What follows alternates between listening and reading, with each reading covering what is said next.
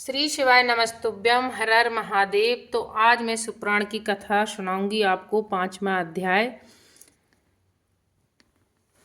शिव भगवान के दर्शन कीजिए। शिव पुराण के श्रवण की विधि तथा श्रोताओं का पालन करने योग नियमों का पालन। सौनक जी कहते हैं, महाप्रयाग व्यास शिष्य सूत जी, आपको नमस्कार। आप धन्य हैं, शिव भक्त से श्रेष्ठ हैं, आपके महान गुण वर्णन करने योग्य हैं। अब आप कल्याणमय शिव पुराण के श्रवण की विधि बताइए, जिससे सभी श्रोताओं को संपूर्ण उत्तम फल की प्राप्ति हो सके। सूत जी ने कहा, मुनि शौनक, अब मैं तुम्हें संपूर्ण फल की प्राप्ति के लिए शिव पुराण के श्रवण की विधि बता रहा हूँ। पहले किसी ज्योतिषी को बुलाकर दान मन से संतुष्ट करने अपने सहयोगी लोगों के साथ बैठकर बिना किसी विघ्न बाधा की कथा की समाप्ति होने के उद्देश्य से शुद्ध मुहूर्त का अनुसाधन कराएं और प्रयत्न पूर्वक देश देश से स्थान स्थान पर यह संदेश भेजें कि हमारे यहाँ शिव पुराण की कथा होने वाली है। अपने कल्याण की इच्छा रखने वाले लोगों को उसे सुन के लिए अवश्य पधारना चाहिए। कुछ लोग भगवान श्री हरि की कथा से बहुत दूर पड़ गए हैं। कितने ही स्त्री शूद्र आदि भगवान शंकर की कथा कीर्तन से वंचित रहते हैं। उन सबको भी सूचना हो जाए, ऐसा प्रबंध कराना चाहिए। देश देश में जो भगवान शिव के भक्त हों, कथा की कीर्तन और श्रवण के लिए उत्सुक हों, उन सबको आदर पूर्वक बुलवाना चाहिए और आए हुए लोगों का सब प्रकार से आदर सत्कार करना चाहिए। शिव मंदिर में, तीर्थ में, वन प्रयत्न में अथवा घर में शिव पुराण की कथा सुनने के लिए उत्तम स्थान का निर्माण कराना चाहिए। केले के खम्भों से सुशोभित एक ऊंचा कथा मंडल तैयार कराएं। उसे सब और फल पुष्प आदि से तथा सुंदर चांदोवेशों अलंकृत करें और चारों ओर ध्वजा पताका लगाकर तरह तरह के सामानों से सजाकर सुंदर शोभा संपन्न बना दें। भगवान शिव के प्रति सब प्रकार से उत्तम भक्ति करनी चाहिए।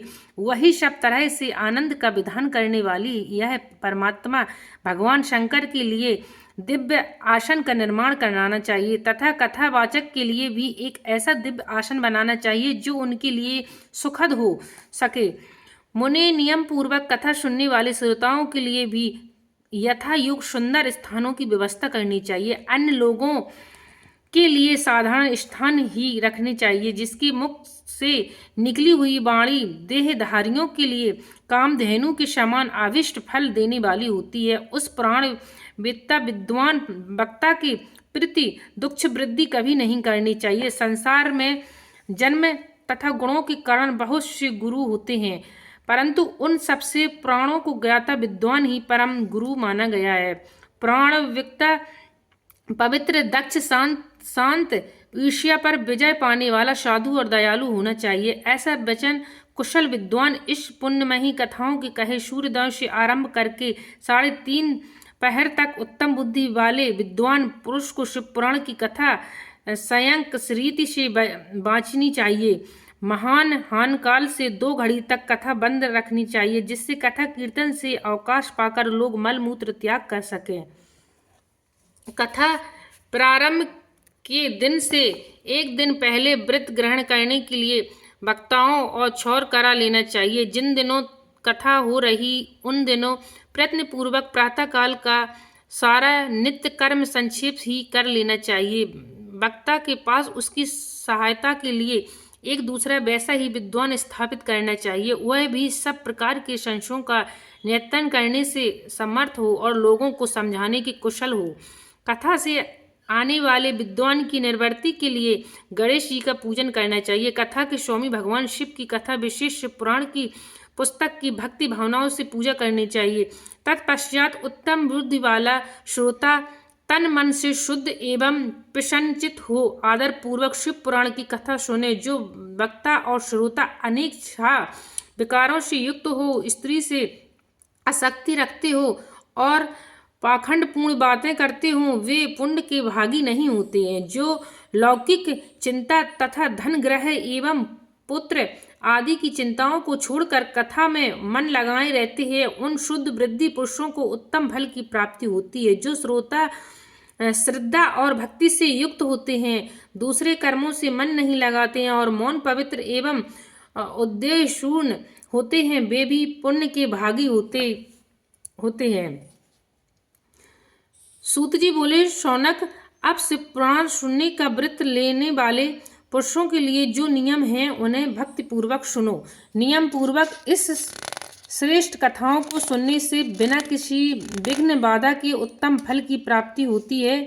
जो लोग दीक्षा से रहित हैं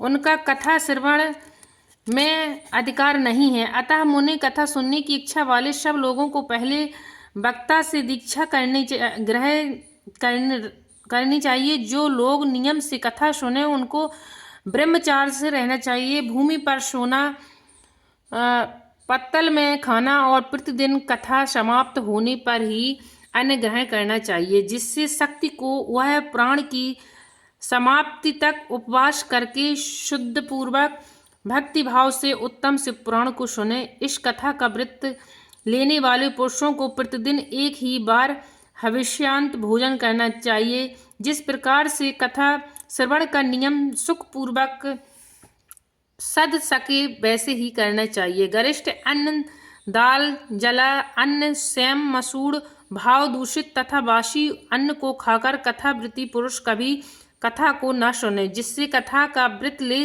रखा हो वह पुरुष प्याज, लहसुन, हींग, गाजर, मदद वस्तु तथा आमिष कहीं जाने वाली वस्तुओं को त्याग दें। कथा का व्रत लेने वाला पुरुष काम, क्रोध आदि 6 विकारों को, ब्राह्मणों की निंदा को तथा पतिव्रता और साधु संतों की निंदा को भी त्याग दें। कथावृत्ति पुरुष प्रतिदिन सत्य, सोच, दया, मौन, सरलता, विनय तथा हार्दिक उदारता, इन सतगुणों को सदा अपनाए रहें। श्रोता निष्काम हो या सकाम, वह नियम पूर्वक कथा सुने। सकाम पुरुष अपनी अभीष्ट कामनाओं को प्राप्त करता है और निष्काम पुरुष मोक्ष पा लेता है। दरिद्र, क्षय का रोगी, पापी, भाग्यहीन तथा संतान रहित पुरुष भी इस उत्तम कथा को सुने। काक, बंध आदि जो 7 प्रकार की दुष्ट स्त्रियां हैं वे तथा जिसका गर्भ गिर जाता हो वह इन सभी को शिव पुराण की उत्तम कथा सुननी चाहिए। मुनि, स्त्री जो हो, पुरुष सबको यत्न पूर्वक विधि विधान से शिव पुराण की यह उत्तम कथा सुननी चाहिए। महर्षि इस तरह शिव पुराण की कथा के पाठ एवं श्रवण संबंधी यज्ञोत्सव की समाप्ति होने पर श्रोताओं को भक्ति एवं प्रयत्न पूर्वक भगवान शिव की पूजा की भांति पुराण पुस्तकों की भी पूजा करनी चाहिए। तदंतर विधि पूर्वक वक्ता का भी पूजन करना चाहिए। पुस्तकों को आच्छादित करने के लिए नवीन एवं सुंदर बस्ता बनावें और उसे बांधने के लिए ढूंढें एवं दिव्य डोरी लगावें, फिर उसका विधिवत पूजन करें।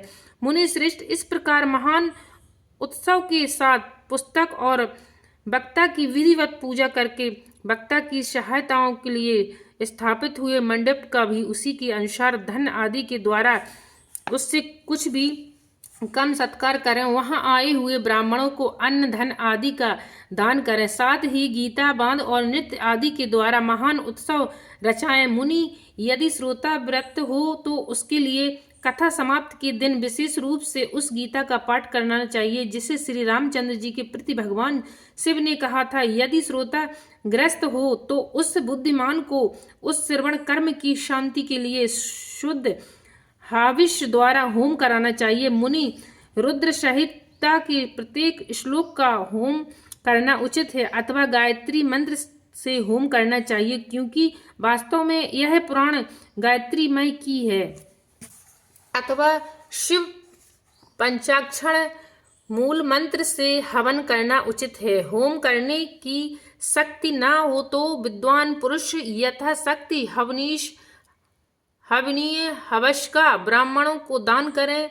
न्यूनतिरिक्त रूप दोष की शांति के लिए भक्ति पूर्वक शिव सहस्त्र नाम का पाठ अथवा श्रवण करें, जिससे सब कुछ सफल होता है, इसमें संशय नहीं है। क्योंकि तीनों लोकों में उससे बढ़कर कोई वस्तु नहीं है तथा श्रवण संबंधी व्रत की पूर्णता की सिद्ध के लिए 11 ब्राह्मणों को मधु मिश्रित खीर भोजन कराएं और उन्हें दक्षिणा दें। मुनि यदि शक्ति हो तो 3 तोले सोने का एक सुंदर सिंहासन बनवाएं और उस पर उत्तम अक्षरों से लिखी अथवा लिखाई हुई शिव पुराण की पोथी विधि पूर्वक स्थापित करें। तत्पश्चात पुरुष उसकी आवाहन आदि विविध उपचारों से पूजा करके दक्षिणा चढ़ाएं। फिर जितेंद्रिय आचार्य का वस्त्र आभूषण एवं गंध आदि से पूजन करके दक्षिणा सहित वह पुस्तक उन्हें समर्पित कर दें। उत्तम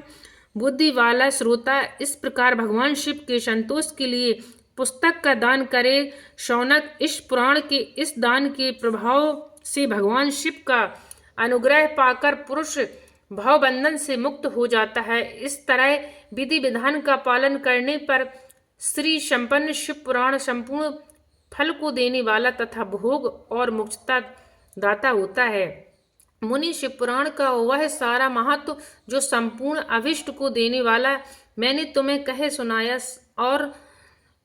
और क्या सुनाना चाहते हैं। श्रीमान शिव पुराण समस्त पुराणों के फल का तिलक माना गया है। यह भगवान शिव को अत्यंत प्रिय, रमणीय तथा भव रोग का निवारण करने वाला है। जो सदा भगवान शिव का ध्यान करते हैं, जिनकी वाणी शिव के गुणों की स्तुति करती है और जिनकी दोनों कान उनकी कथा सुनते हैं, इस जीव जगत में उन्हीं का जन्म लेना सफल है। वे निश्चय ही संसार सागर से पार हो जाते हैं। भिन्न भिन्न प्रकार के समस्त गुण जिनके सच्चिदानंदमय स्वरूप का कभी स्पर्श नहीं करते, जो अपनी महिमा से जगत के बाहर और भीतर भस्मान हैं तथा जो मन के बाहर और भीतर वाणी एवं मनोवृत्ति रूप से प्रकाशित होते हैं, उन अनंत आनंद रूप परम शिव की शरण लेता हूँ। श्री शिवाय नमस्तुभ्यम। हर हर महादेव। तो जैसे कि आप लोगों ने सुना है कि श्रवण की विधि तथा श्रोताओं का पालन करने का एक नियम, तो इसमें क्या है, पालन का नियम बताया है। उस शिवपुराण कथा के बारे में कितने अच्छे से उन्होंने बताया कि किस तरीके से जब भी कथा करवाएं तो कितने अच्छी तरीके से शिवपुराण का कथा पढ़वाएं। तो इसी प्रकार आप लोग सुनिए, समझिए। मिलते हैं आगे नेक्स्ट वीडियो में। श्री शिवाय नमस्तुभ्यम। हर हर महादेव। ज़्यादा से ज़्यादा आप लोग इस कथा को शेयर करें और ध्यानपूर्वक आप लोग इस कथा को सुने। कथा सुनने से बहुत दुख दूर दूर तक चले जाते हैं, अपने लाइफ में आते भी नहीं हैं, और जो कभी आते भी हैं तो वो सब सारे दुख शिवपुराण की कथा से कट जाते हैं। हर हर महादेव। मिलते हैं नेक्स्ट वीडियो में।